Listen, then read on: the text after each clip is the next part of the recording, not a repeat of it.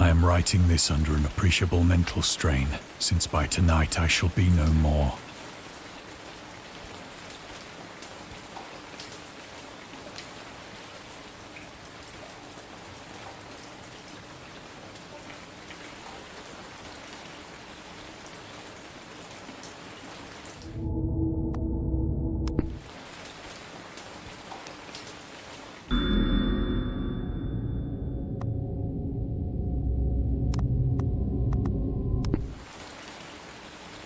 Penniless, and at the end of my supply of the drug which alone makes life endurable, I can bear the torture no longer, and shall cast myself from this garret window into the squalid street below.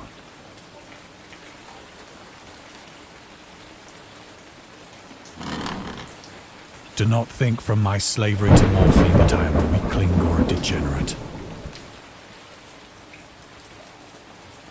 When you have read these hastily scrawled pages, you may guess, though never fully realize, why it is that I must have forgetfulness or death.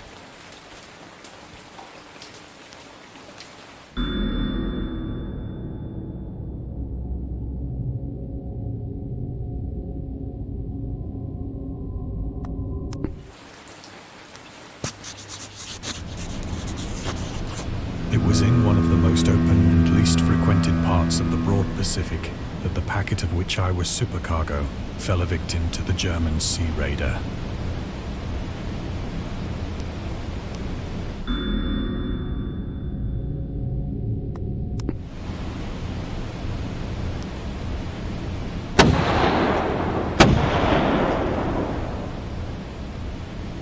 The Great War was then at its very beginning, and the ocean forces of the Hun had not completely sunk to their later degradation. So that our vessel was made a legitimate prize, whilst we of her crew were treated with all the fairness and consideration due us as naval prisoners.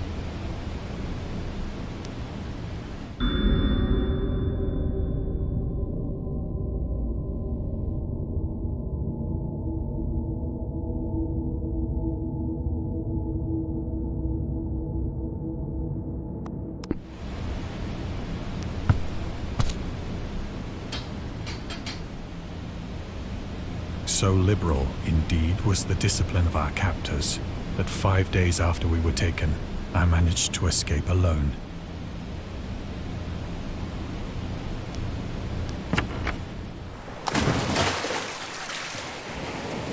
When I finally found myself adrift and free, I had but little idea of my surroundings.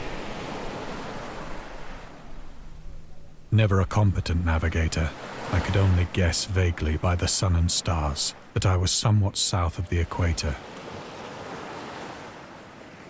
Of the longitude, I knew nothing, and no island or coastline was in sight.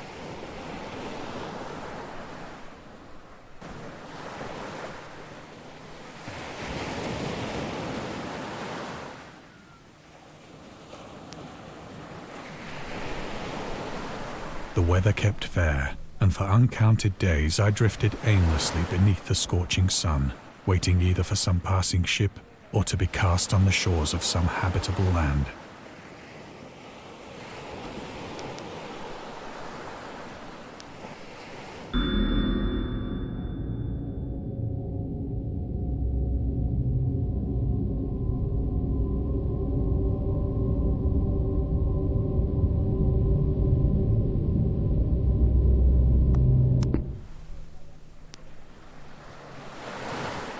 But neither ship nor land appeared, and I began to despair in my solitude upon... The change happened whilst I slept. Its details I shall never know. For my slumber, though troubled and dream-infested, was continuous.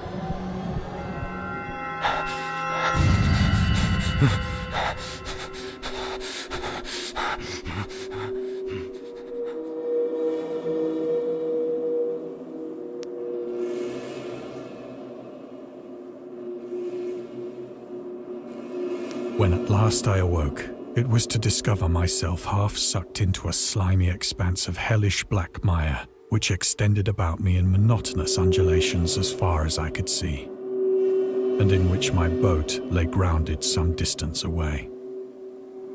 Though one might well imagine that my first sensation would be of wonder at so prodigious and unexpected a transformation of scenery, I was in reality more horrified than, for there was in the air and in the rotting soil a sinister quality which chilled me to the very core.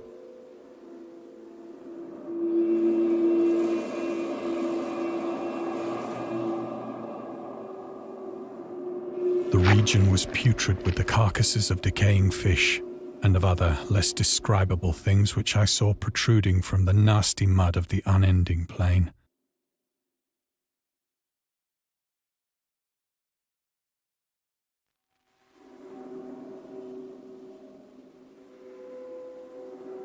Perhaps I should not hope to convey in mere words the unutterable hideousness that can dwell in absolute silence and barren immensity. There was nothing within hearing and nothing in sight save a vast reach of black slime, yet the very completeness of the stillness and the homogeneity of the landscape oppressed me with a nauseating fear. The sun was blazing down from a sky which seemed to me almost black in its cloudless cruelty, as though reflecting the inky mark.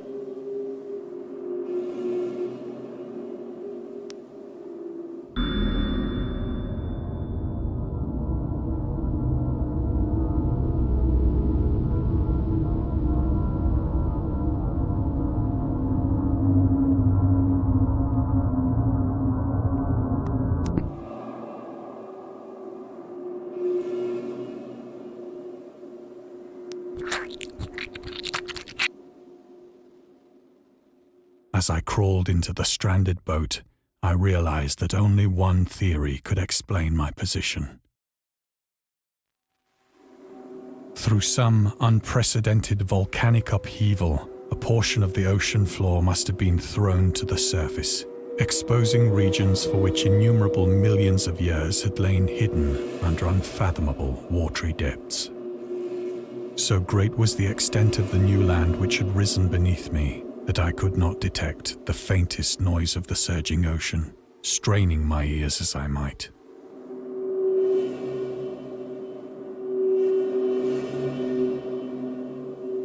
Nor were there any seafowl to prey upon the dead things.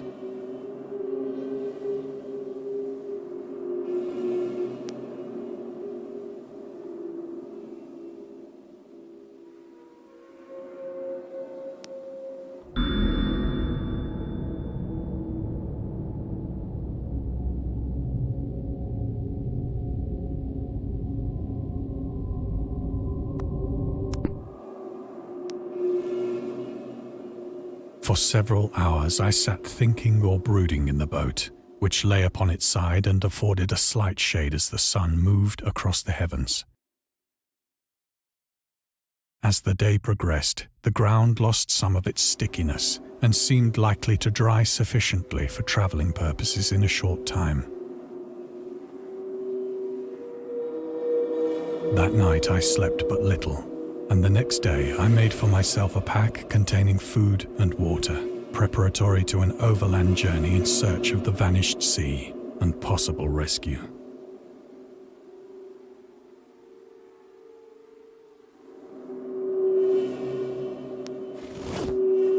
On the third morning, I found the soil dry enough to walk upon with ease.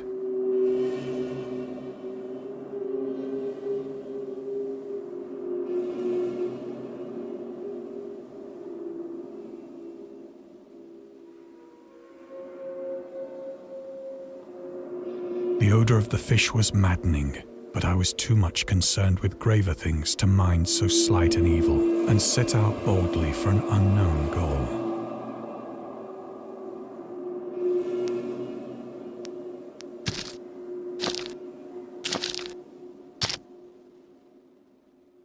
All day I forged steadily westward, guided by a faraway hummock which rose higher than any other elevation on the rolling desert.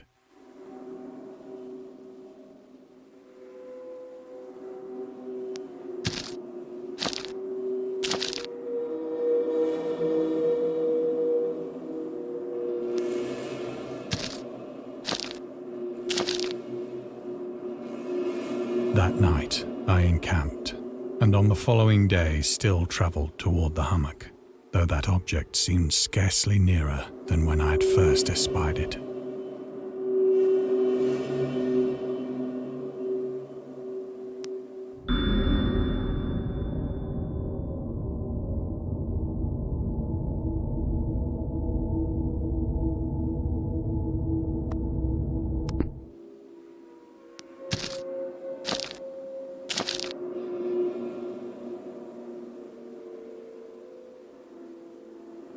By the fourth evening, I attained the base of the mound, with an intervening valley setting it out in sharper relief from the general surface.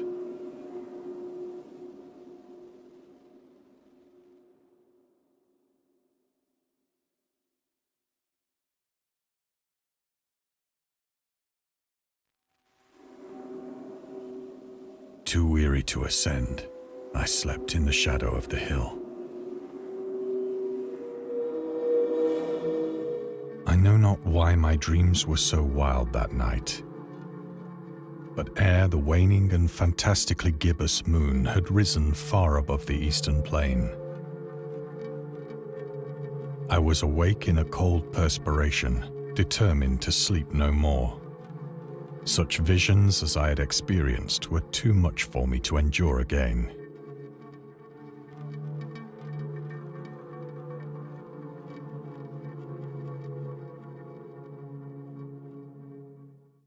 And in the glow of the moon without the glare of the parching sun, my journey would have cost me less energy.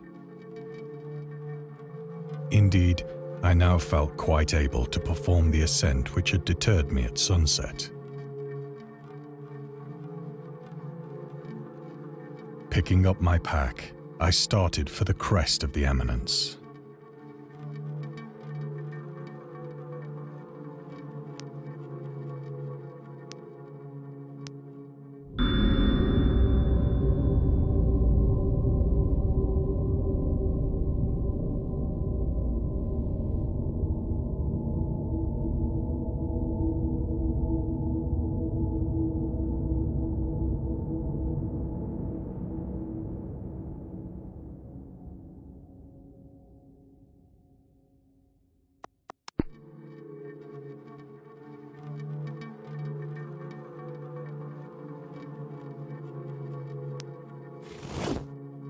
I have said that the unbroken monotony of the rolling plain was a source of vague horror to me.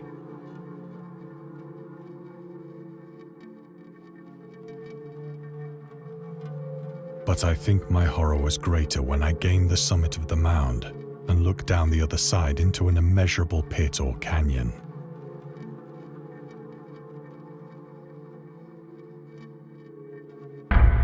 Whose black recesses the moon had not yet soared high enough to illumine.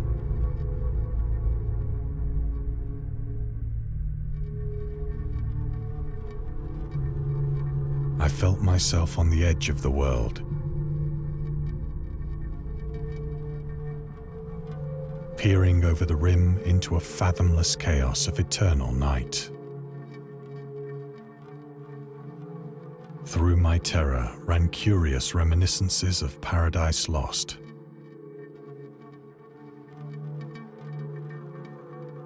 And of Satan's hideous climb through the unfashioned realms of darkness. As the moon climbed higher in the sky, I began to see that the slopes of the valley were not quite so perpendicular as I had imagined.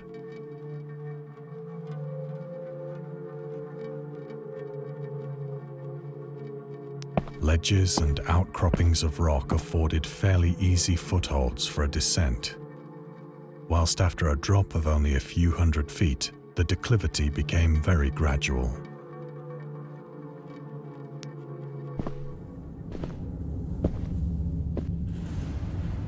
Urged on by an impulse which I cannot definitely analyze, gazing into the Stygian deeps, where no light had yet penetrated. All at once, my attention was captured by a vast and singular object on the opposite slope, which rose steeply about 100 yards ahead of me.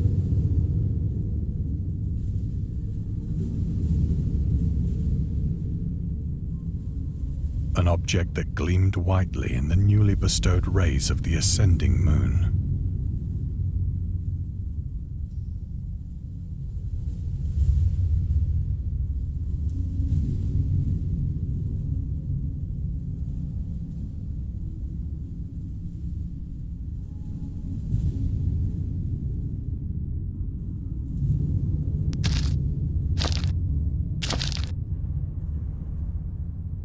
That it was merely a gigantic piece of stone, I soon assured myself.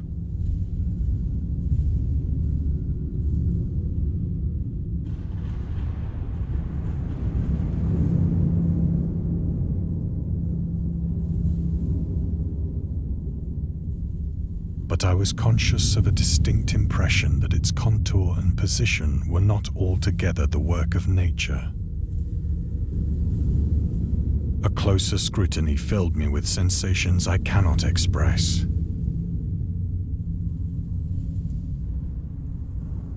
For despite its enormous magnitude and its position in an abyss which had yawned at the bottom of the sea since the world was young, I perceived beyond a doubt that the strange object was a well-shaped monolith.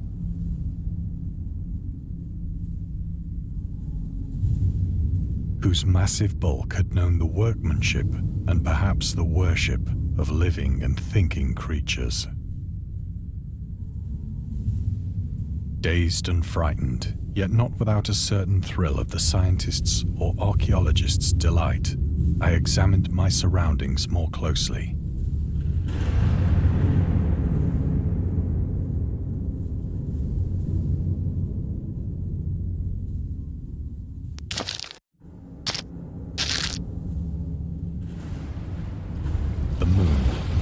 The zenith shone weirdly and vividly above the towering steeps that hemmed in the chasm, and revealed the fact that a far-flung body of water flowed at the bottom, winding out of sight in both directions and almost lapping my feet as I stood on the slope.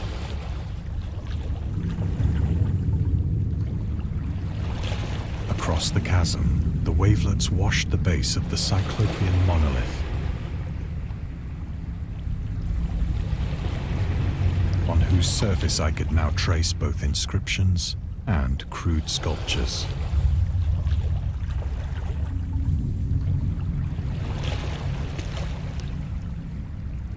The writing was in a system of hieroglyphics unknown to me and unlike anything I'd ever seen in books, consisting for the most part of conventionalized aquatic symbols such as fishes, eels, octopi, crustaceans, mollusks, whales, and the like.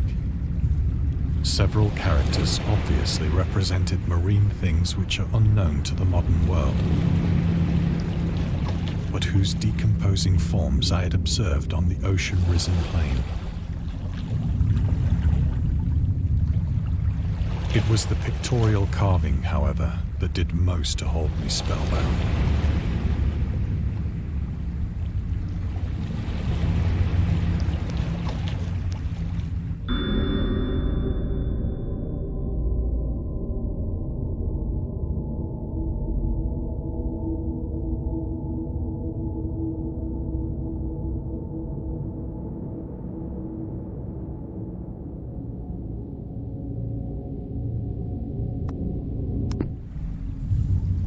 Plainly visible across the intervening water on account of their enormous size were an array of bas-reliefs whose subjects would have excited the envy of a Doré. I think that these things were supposed to depict men, at least a certain sort of men. Though the creatures were shown disporting like fishes in the waters of some marine grotto, or paying homage at some monolithic shrine which appeared to be under the waves as well. Of their faces and forms I dare not speak in detail, for the mere remembrance makes me grow faint. Grotesque beyond the imagination of a Poe or a Bulwer. They were damnably human in general outline, despite webbed hands and feet, shockingly wide and flabby lips. Glassy, bulging eyes, and other features less pleasant to recall. Curiously enough, they seem to have been chiseled badly out of proportion with their scenic background. For one of the creatures was shown in the act of killing a whale, represented as but little larger than himself. I remarked, as I say, their grotesqueness and strange size, but in a moment decided that they were merely the imaginary gods of some primitive fishing or seafaring tribe. Some tribe whose last descendant had perished eras before the first ancestor of the Piltdown or Neanderthal man was born.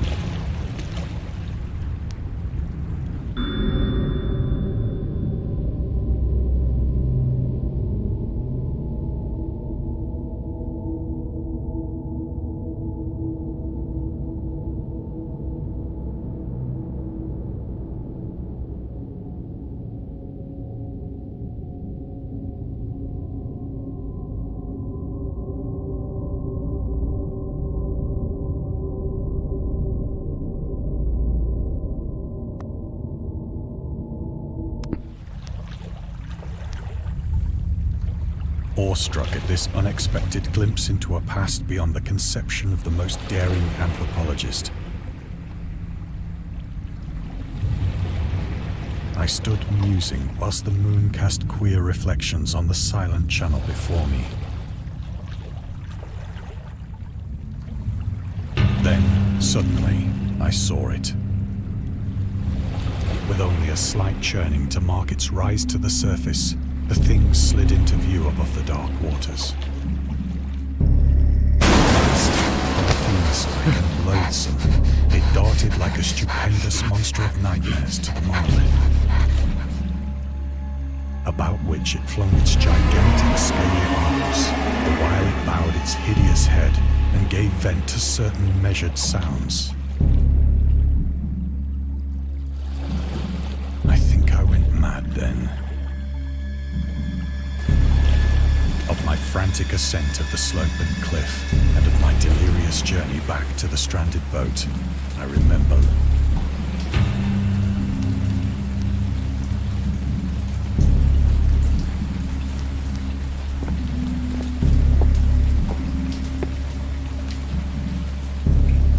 I believe I sang a great deal and laughed oddly when I was unable to sing.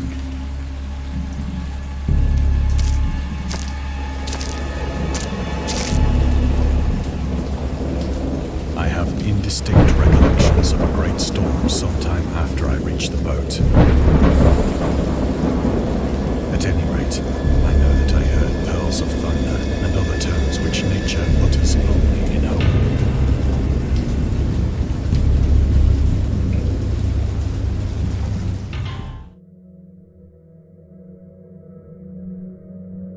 When I came out of the shadows, I was in a San Francisco hospital, brought thither by the captain of the American ship which had picked up my boat in mid-ocean. In my delirium, I had said much, but found that my words had been given scant attention.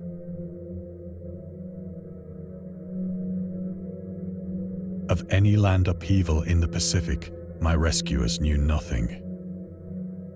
Nor did I deem it necessary to insist upon a thing which I knew they could not believe.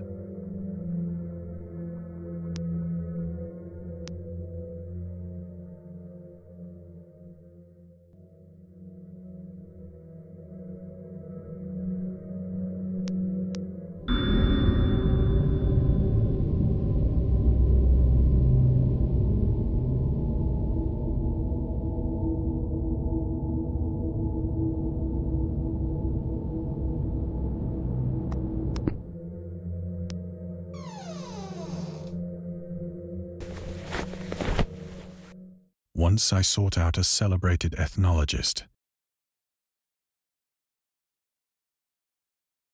and amused him with peculiar questions regarding the ancient Philistine legend of Dagon, the fish god.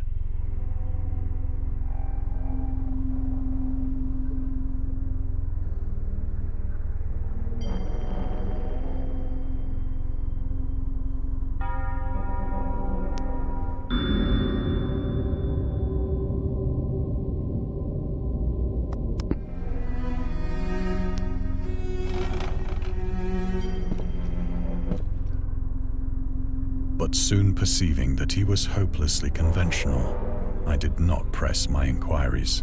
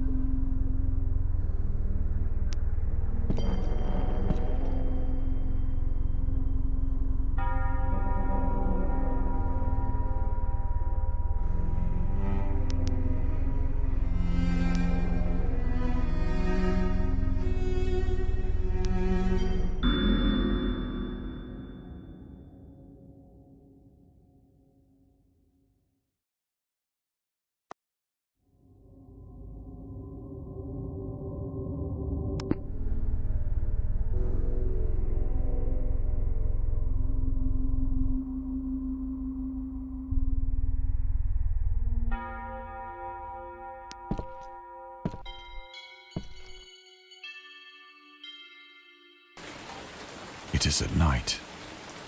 I tried morphine, but the drug has given only transient surcease and has drawn me into its clutches as a hopeless slave. So now I am to end it all, having written a full account for the information or the contemptuous amusement of my fellow men.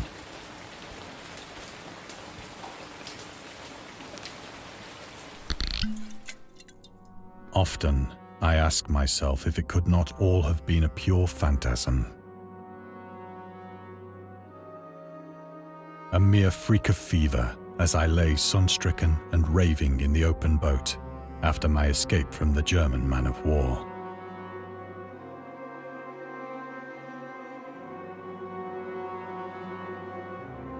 This I ask myself, but ever does there come before me a hideously vivid vision in reply.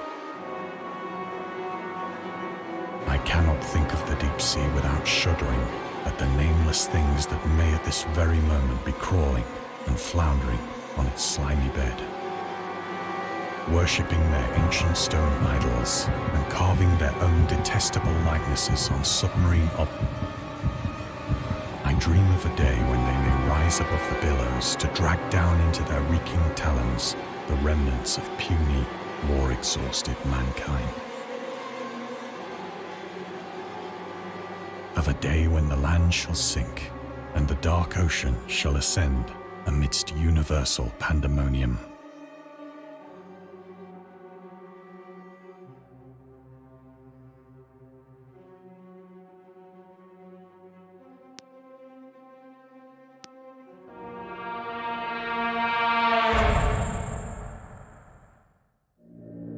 The end is near.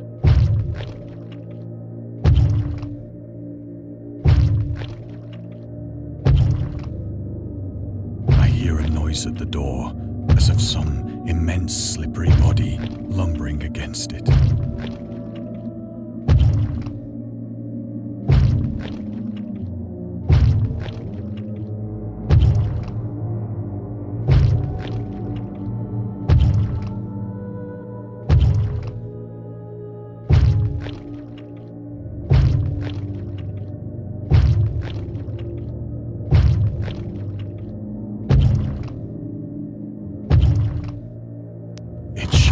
Find me.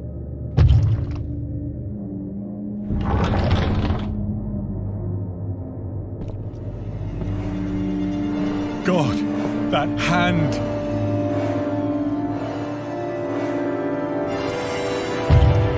The window! The window!